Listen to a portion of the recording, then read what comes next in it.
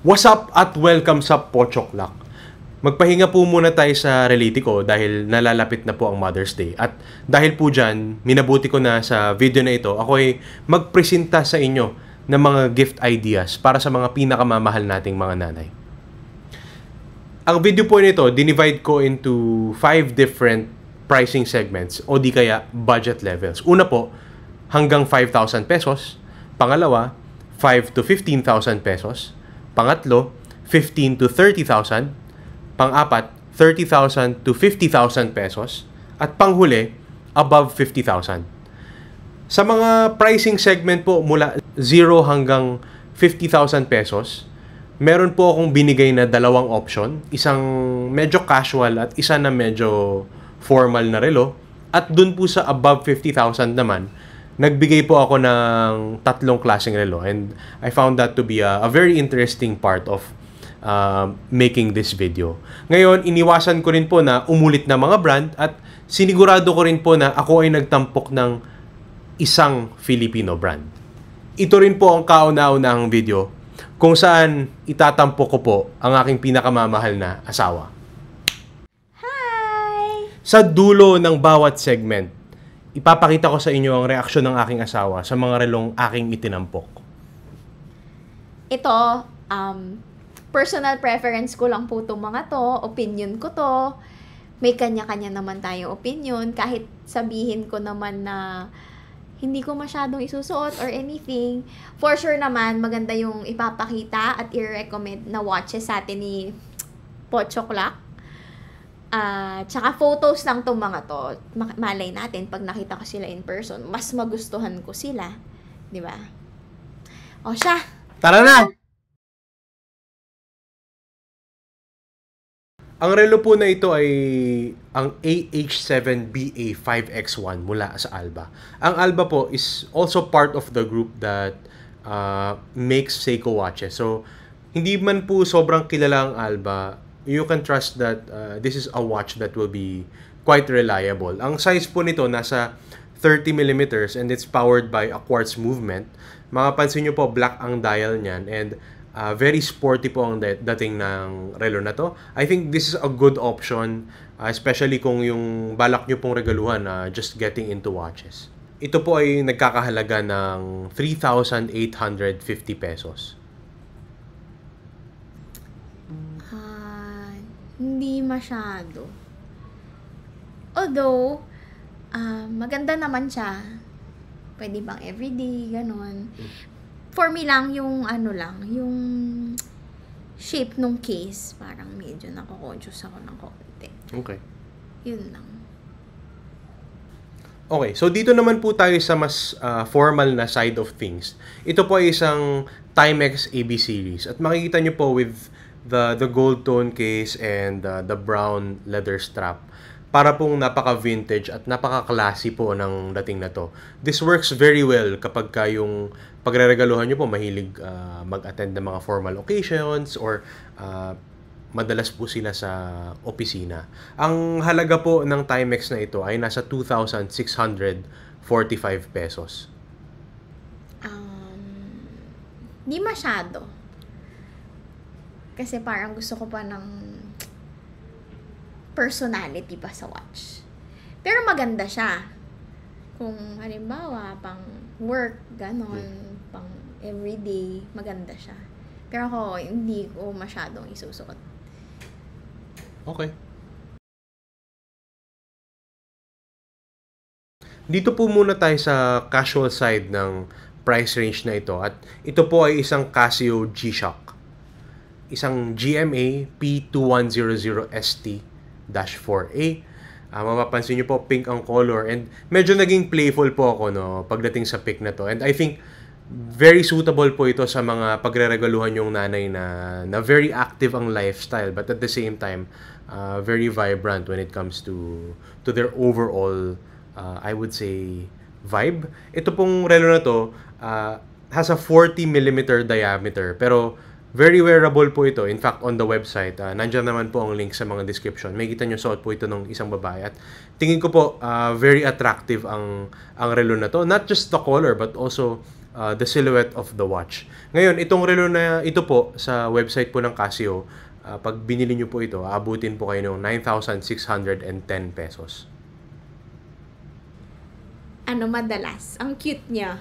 Madalas ko siyang isusot kasi cute siya. Tapos, pwede siyang pang everyday, ganon, pang sports, pang lakad, ganyan. Well, feeling ko pag sa office, hindi ko siya isusot. Hindi masyado. Hindi masyado. Pag formal setup, Pag parang formal, malabong gamitin. Nagka-G-Shock ka na nung bata ka? Baby G. Binigay sa akin yun ng kuya ko. Tapos, yun nga, ang tibay. Napamana ko pa nga sa pamangkin ko eh. Kasi hindi siya nasisira kahit Hindi nasisira. Merong YouTuber nag-experiment siya sa mga G-Shock. Binabato niya mula sa mga helicopter, mga gano'n. Hindi sila nasisira. Kaya talagang matibay. Tsaka di ba matagal na yung, ewan ko dati, uso yan eh, di ba? Reliable kasi pag Casio or G-Shock. Kaya feeling ko pang matagalan yung mga watches na to. Ganda. Ito po ang price segment kung saan nakita ko na medyo angkop na mag-feature ng Filipino brand. At dito po tayo sa mas formal side of things sa price range na ito. Napili ko po ang Ibarra Watches Trofeo 1898. Napaka-classy po ng style ng relo na ito. Gold-plated ang case at meron pong black leather strap. Napaka-appropriate po nito, no? Lalo sa mga office goers, lalo na kung supporters po sila ng Filipino brands. Napansin ko po, napakaganda po ng options na ipinipresenta sa inyo ng Ibarra Watches. Not just in this price segment, I suggest po na you also explore their website. Marami pong options na tingin ko napaka-classy po ng dating. And some of the designs I think are on par with international brands. Sa presyo naman po, ang relo na ito nasa 12,500 pesos. So it fits well within the price range. Hindi naman po natin yan masyadong sinagad. Ganda. Maganda yan. Very simple. Pwede siyang pang everyday. Madalas kung isusuot yan. Maganda yan. Ano to? Filipino brand? Oo nga eh. Nakita ko Ibarra yung pangalan. Pero maganda siya. Simple lang. Tsaka very unique yung parang shape niya, no? Parang ang unique. Tapos maganda din yung strap. Tapos maganda din yung markers. Maganda. Gusto ko yan. Everyday ko siyang isusuot siguro. Like, kung punta ako sa mall, gano'n. Pwede din siya pang office. Diba? Ganda. Okay. Magaling. Support po natin ang Filipino products. So when we enter the 15,000 to 30,000 peso price range, things do open up quite a bit. At ito pong una kong relo na ibinibigay sa mas casual na side ay ang Orient Bambino in 38mm with the green dial. Napaka-tasteful po ng execution ng green sa relo na ito.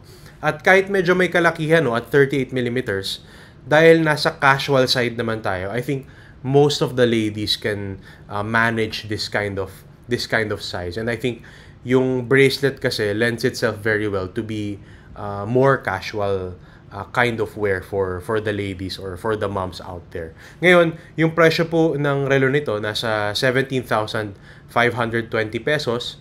Medyo pricey na siya, no? But considering po na this is the first watch with an automatic movement on this list, I think you cannot go wrong with this watch. Di ko masyadong susuot. Kasi? Maganda yung dial niya. Maganda siya. Pero, kung may papalitan ako, gusto ko iba yung bracelet niya, yung links, yung style ng links. Parang hindi siya for me. Kahit palitan ng, kunwari, strap, kunwari brown or parang di bagay pag brown kasi mukha siyang puno. Environment friendly tayo dito. Pero sige. So, hindi mo masyado isusuot kasi yung bracelet, hindi mo masyado gusto yung style. Hindi ko masyadong gusto yung style ng links. Okay. Ang relo po sa price range na ito, sa dressier side of things or more formal side of things would be the Tissot Flamingo. Sabi ko nga kanina, when we entered this budget level or pricing segment, yung options natin lumalawak na sila at Mapapansin nyo yan dahil ito ang kauna-unahang Swiss-made watch sa listahan na ito. Ang sukat po nito nasa 30 millimeters at mapapansin nyo yung bracelet niya, manipis siya. Kaya masasabi ko na talagang mas formal itong relo na ito. Mapapansin nyo din yung mother of pearl dial niya, very very striking yan. No? I'm sure lalo na in person. Ang presyo po ng relo na to pag binili nyo siya, yung SRP po niya nasa 23,300 pesos. But considering what you're getting for this watch, no, very formal, yung mother of pearl dial, sulit na sulit po ito pag niregalo nyo po.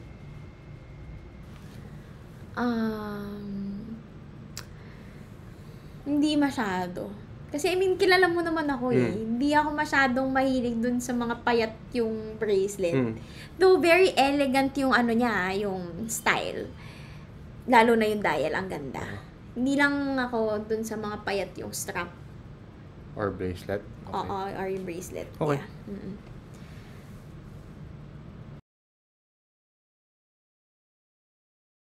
So, in terms of the price range, no, pumasok na po tayo sa 30,000 hanggang 50,000 pesos. Dito po muna tayo sa casual side of things. Ito po ang Seiko SUR 607. Para sa akin po, napaka-attractive po ng relo na ito. Ang size niya din po, talagang mas sporty siya, no? Nasa 34 millimeters po ang diameter ng relo na ito. At mapapansin nyo po, napaka-striking po ng dial. Pag tiningnan nyo po ng maigi, sa dial niya, makikita nyo ang salitang solar. Ibig sabihin po, solar-powered quartz ang relong ito. Pwede nyo pong i-charge, no, with sunlight. And for me, what really made me choose this watch is yung dial. At this price po, no, this is already a kind of dial na is a mini version of what you would see on higher tiered Seiko watches, no, lalo na sa Grand Seiko. Yung IC dial nito with the very unique texture is something that I found very attractive, no, for myself. And I guess the same is true, no, for most people out there. So yung pagreregaluhan nyo po, I'm sure ma-appreciate po nila yung relo na to. Solar powered pa, so very convenient. And I think the dial is really what makes this watch a winner in my opinion.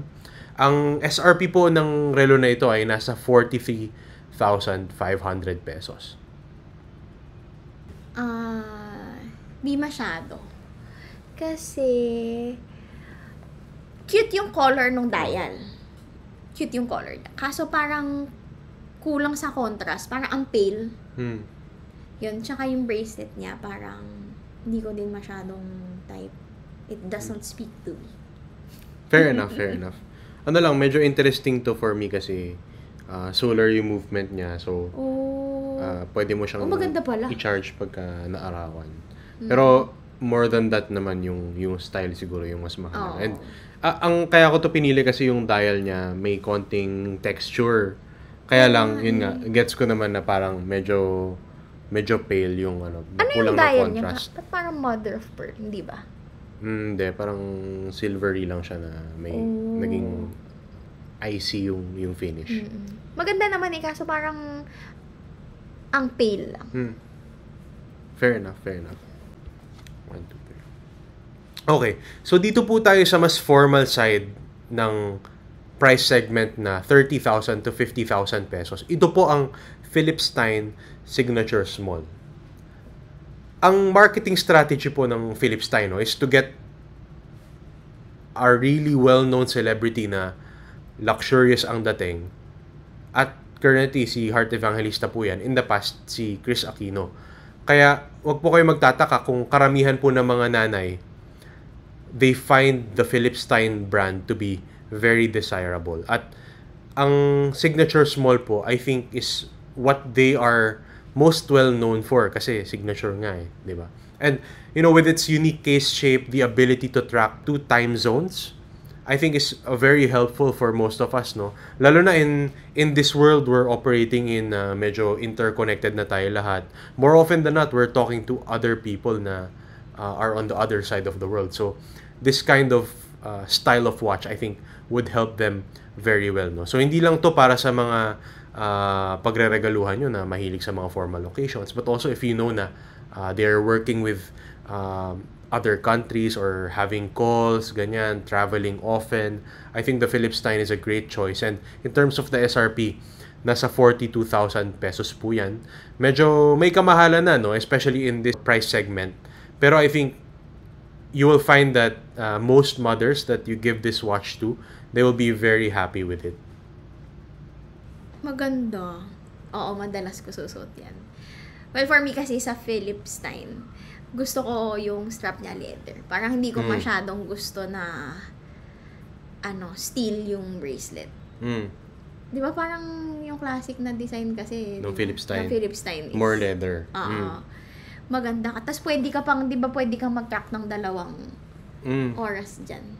So pag may mga kamag-anak ka elsewhere, pwede mong i-track with the second dial. Tapos pwede mo bang balitan yung bracelet niyan? Ang pagkakaalam ko, pwede, parang ino-offer yata nila pag binili mo. Pwedeng may kapalit, but I'd have to check. Kasi pag bibili kang ganyan, pwede mo siyang gamitin casual, na naka-leather lang, iba-ibang colors, ganun. Tapos pwede mo palitan ng steel. So, very flexible. Di ba?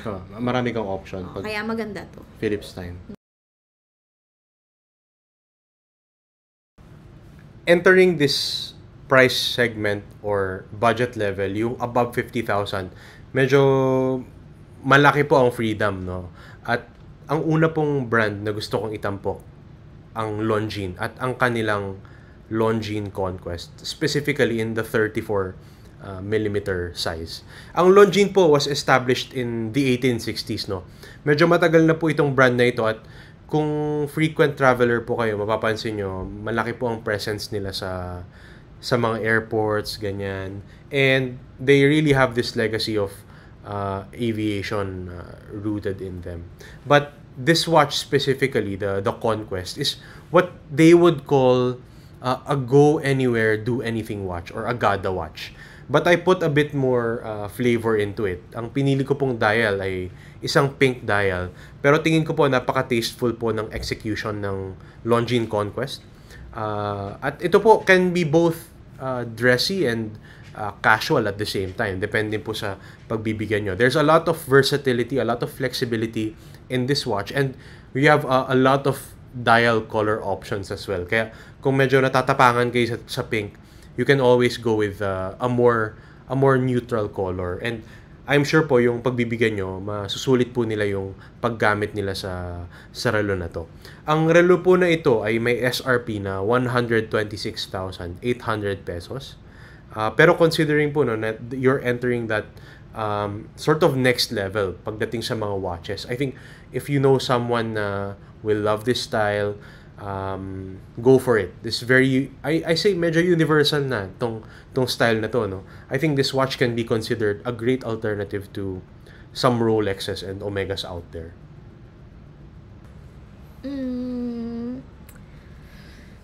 Hindi masyado. Bakit? Kasi, hindi ko masyadong gusto yung dial niya eh. I mean, yung color.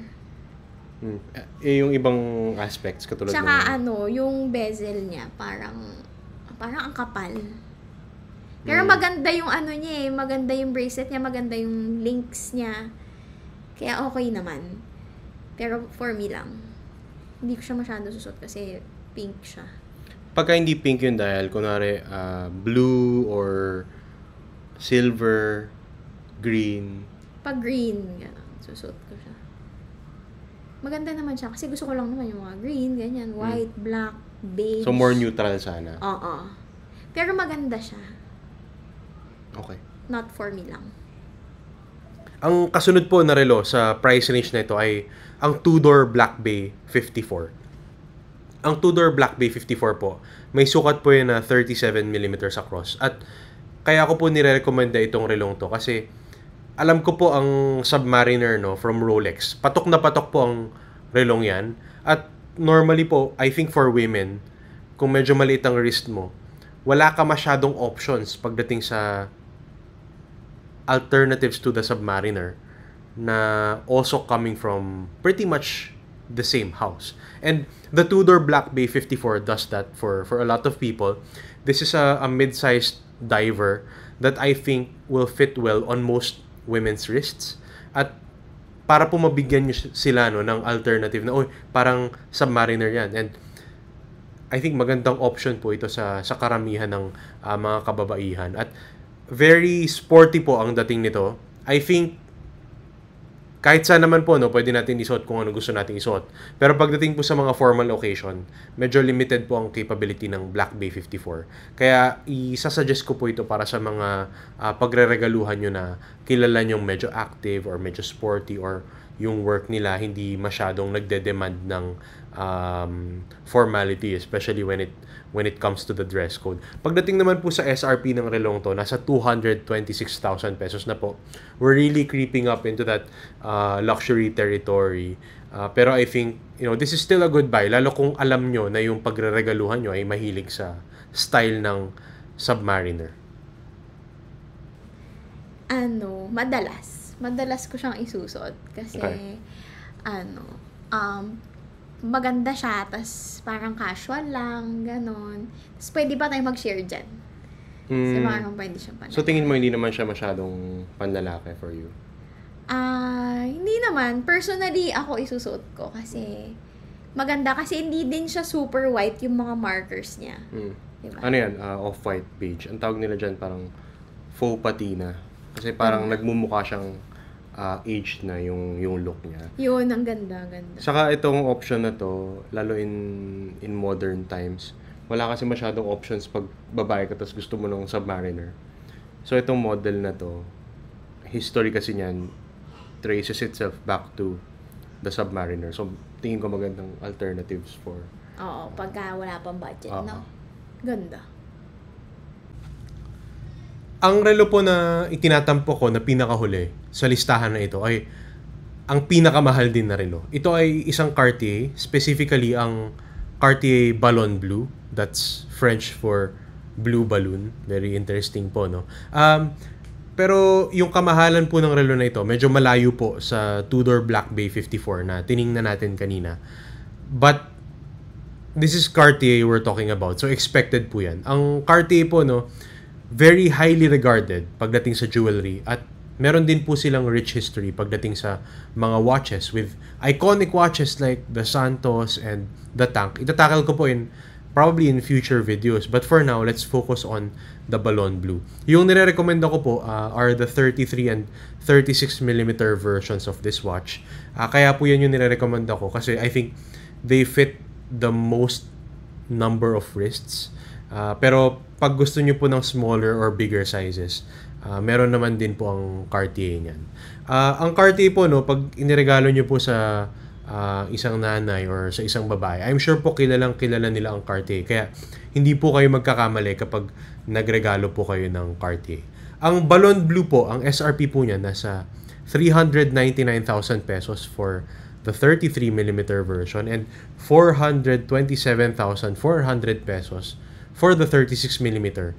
Nakausap ko po ang representatives, no, from a boutique of Cartier, and ang understanding ko po magkakaroon ng price increase come mid-May.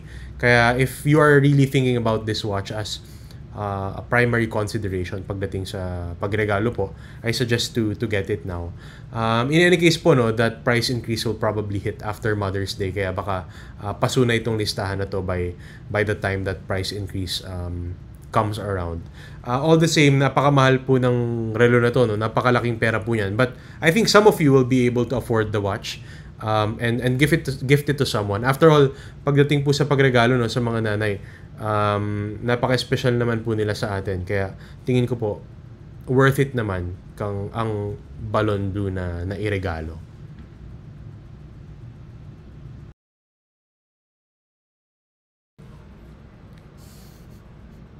Oo. Susuot ko yan araw-araw. Kahit tulog ako, susuot ko yan. Gusto ko yan eh. Oo, maganda yan. Kaso gusto ko dyan, mas malaki. Yan ba yung dinignan natin? Yan, di ba? Mas I mean, yung dial niya. Yan pareho din, lang diba? naman. Pero halos. gusto ko din naman yung mother of pearl. Tsaka may nakita ko parang medyo pink. Pinkish. Pero Susunod parang, ko yan. oo. Gusto ko yan eh. Pang ano yan eh. Like, kung matanda na tayo, gusto ko may ganyan ako. Kasi parang very classy, very elegant, di ba? Ganda. Maganda naman yung Tas ang style. simple pa niya, parang simple lang siya eh. Hindi siya madaming sinasabi. Ang ganda. Yun nga, sobrang classic. Kaya, ito gustong-gusto ko talaga. Expected Happy Mother's yan. Day!